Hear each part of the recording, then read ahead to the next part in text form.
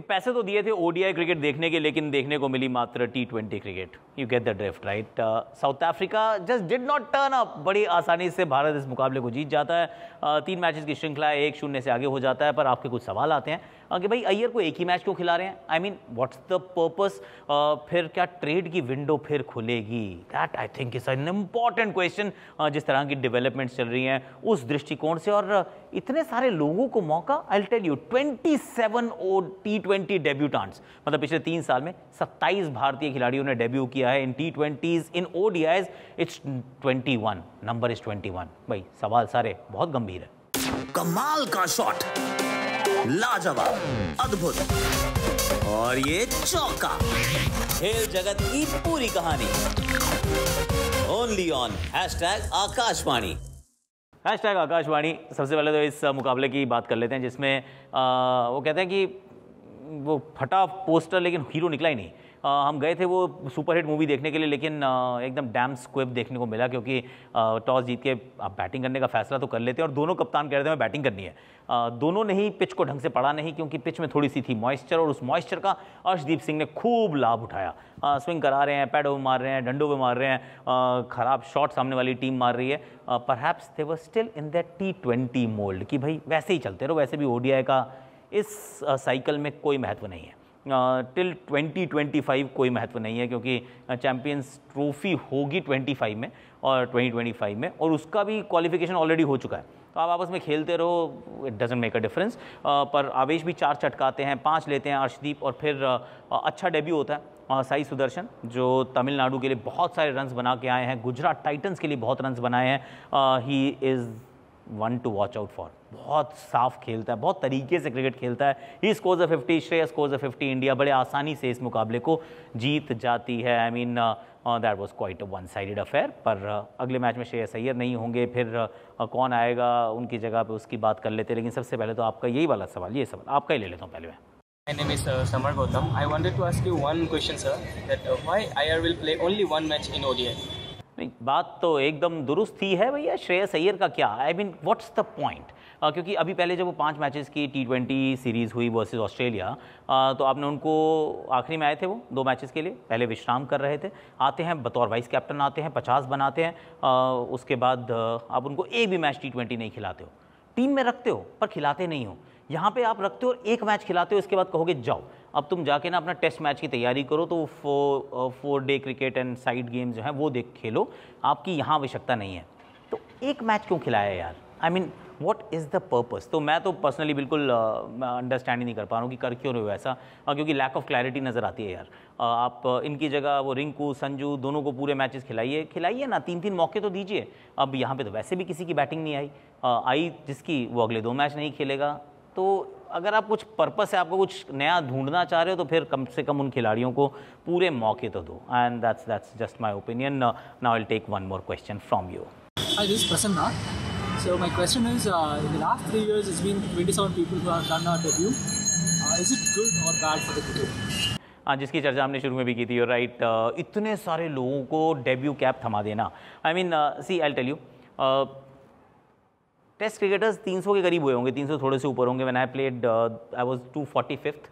और कितने 50-60 साल की क्रिकेट आप खेल चुके हैं, बतौर कंट्री आप खेल चुके हैं। फिर जाके इतने 250-300 लोग खेलते हैं, और इतने में पता चलता है पिछले 3 साल में 27 लोग जो हैं टी20 डेब्यू करते हैं, 21 लोग जो हैं वो ओडीआई डेब्यू करते हैं। आई मीन चल क्या रहा है यार? इंडिया कैप इतनी आसानी से नहीं बटनी चाहिए, इज़ व्हाट आई फील। क्योंकि इसके लिए मेहनत करनी चाहिए, या मेहनत लगनी चाहिए। इसके लिए शायद थोड़ा इंतज़ार भी करो तो भी चलता है। And I am not saying कि लोगों ने मेहनत नहीं की है या फिर परफॉर्म नहीं किया है, पर जब आप इतने डेब्यूटेंट्स देखते हैं ना छोटे से टाइम पीरियड में 3 इयर्स, तो आपको लगता है कि सिलेक्शन जो है बहुत जल्दी हो रहा है कि आपने यहाँ परफॉर्मेंस की, चल भाई शहबाज आप भी खेल लो, अरे कृणाल आप भी खेल लो, आप भी खेल लो, सबको खिला दो, फिर सबको खिला दो, फिर सबको ड्रॉप कर दो। कृष्णप्पा गौतम भी खेल गए हैं, अब आप खिलाते हैं और फट से उनको ड्रॉप कर देते हैं कि चलो चलो हो गया तुम्हारा, अब आप वी आर मूविंग अहेड।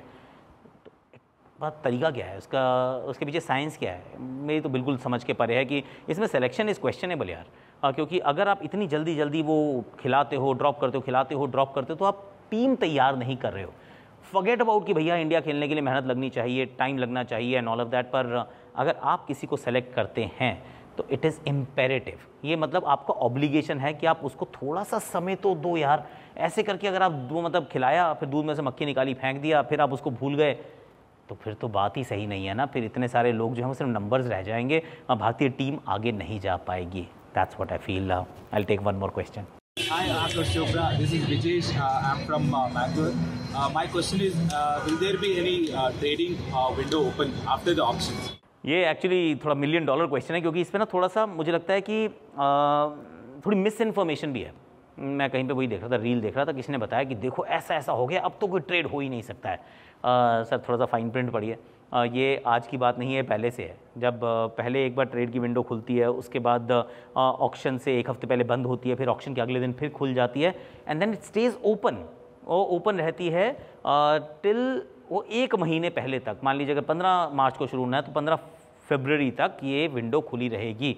तो ट्रेड की विंडो अभी भी ओपन हो जाएगी। इस समय बंद है, ऑक्शन जैसे ही 19 को होगा उसके बाद वो ट्रेड की विंडो वापस खोल दी जाएगी। फिर इधर उधर ट्रेड हो सकता है, ऑक्शन के बाद भी हो सकता है। तो अगर आप सोच रहे हैं कि अब कोई कहीं नहीं जा पाएगा, अब क्या होगा क्या नहीं होगा, पर जो आपका थोड़ी सी जो पॉपुलर नोशन चल रहा है कि हो सकता है एक बड़ी फ्रेंचाइज़ के बड़े खिलाड़ी जो इधर उधर चले जाएं, कोई कहीं नहीं जाएगा, टेंशन ना लो।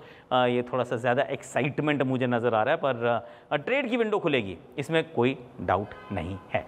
तो अच्छा चलो, अब ये तो हमने बात कर ली। अब मैं सोच रहा था कि आवेश खान का प्रदर्शन अच्छा, 4 विकेट उन्होंने चटका दिए। I mean his career best figures, अच्छी बॉलिंग भी कर रहे थे। पर इसकी कहानी क्या खिलाड़ी की, इसकी कहानी मैं ज़रा आपको दिखाता हूँ, सुनाता हूँ इन हिज स्टोरी फीचरिंग आवेश खान।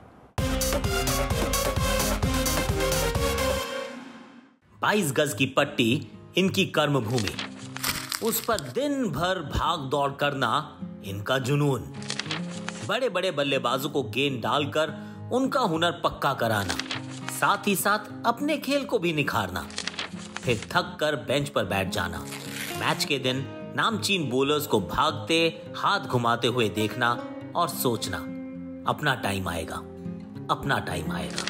क्रिकेट की बड़ी दुनिया में एक छोटी सी दुनिया नेट बॉलर्स की भी है, जो सालों साल सिर्फ एक ही आस लगाए रहते हैं कि किसी दिन कोच या सेलेक्टर की नजर उन पर भी पड़ेगी और जिंदगी बदल जाएगी।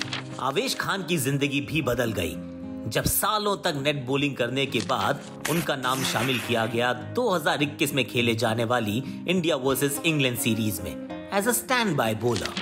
कुछ साल पीछे चलते हैं, इंदौर की उन गलियों में जहां आवेश पले बड़े। पिता की सड़क के किनारे एक छोटी सी पान की दुकान थी। जब सड़क चौड़ी करने का काम शुरू हुआ तो गाज गिरी पान की दुकान पर। दिन के 500 रुपए की आमदनी से जो थोड़ा बहुत घर चल जाता था, वो भी दुकान के टूट जाने से बंद हो गया। आवेश के पिता आशिक खान साहब क्रिकेट में खासी रुचि रखते थे। उनका सपना था बेटे को क्रिकेटर बनाने का। दुकान टूट जाने के बाद आवेश की हर मुश्किल का केवल एक ही जवाब रह गया था, क्रिकेट। सफलता उसी को मिलती है जिसके पास हारने का ऑप्शन ना हो। आवेश खान कदम से कदम बढ़ाए चले जा रहे थे। पहले इंडिया ए, फिर इंडिया अंडर 19, रणजी ट्रॉफी और फिर IPL। 2020 में जब कोविड के चलते लॉकडाउन हुआ तो आवेश और उनके परिवार ने मजदूरों का दर्द समझा और मदद के लिए सामने भी आए। ये वही आवेश थे जिन्हें कुछ साल पहले तक दिन के चंद पैसे कमाने भी मुश्किल हो गए थे। आज आवेश एक सक्सेसफुल IPL प्लेयर के तौर पर जाने जाते हैं। ऑलरेडी इंडियन टीम में भी शामिल हो गए हैं, लेकिन आज भी गाड़ी नहीं स्कूटर चलाते हैं जनाब। 4000 रुपए की जीन्स खरीदने से आज भी कतराते हैं। जिसने पैसे की तंगी देखी हो वो उसे संजो के रखना भी जानता है, इज्जत देना जानता है। तो ये थे आवेश खान। अब आवेश खान के साथ क्या हुआ है, IPL के अंदर ये पहले लखनऊ की टीम में थे, अब ये राजस्थान का हिस्सा हैं। और अब मैं आपको बताने वाला हूँ कि एक्चुअली आज वैसे देखिएगा आप, जियो सिनेमा को ना आपने आज बंद नहीं करना है, इसे खुले रखना है, क्योंकि इस पर हम मॉक ऑक्शन करने वाले हैं। और मॉक ऑक्शन में सब लोगों के पास हमारे कुछ 10 टेबल होंगे, 10 टेबलों में हमारी सबकी एक टीम होगी। मेरी टीम जो है वो दिल्ली है, तो मुझे दिल्ली की टीम तैयार करनी है, तो उसको आप देखिएगा ज़रूर। It is going to be a beautiful wonderful affair, ध्यान से देखना। पर क्या हो सकता है, 5 सबसे एक्सपेंसिव बॉलर कौन से हो सकते हैं, क्योंकि बॉलर्स ना बहुत सारे छोड़े हैं, बहुत टीम्स ने बहुत सारे बॉलर्स छोड़े हैं। तो फिर कौन कहाँ जाएगा, किसके पास जाएगा। आई एम थिंकिंग नंबर 1 पे जो सबसे महंगे हो सकते हैं वो हो सकते हैं जेराल्ड कोएत्जे। सबका फोकस है वैसे मिचेल स्टार्क के ऊपर, ही कुड बी नंबर 2, पर जेराल्ड कोएत्जे को मैं बहुत हाईली रेट भी कर रहा हूँ।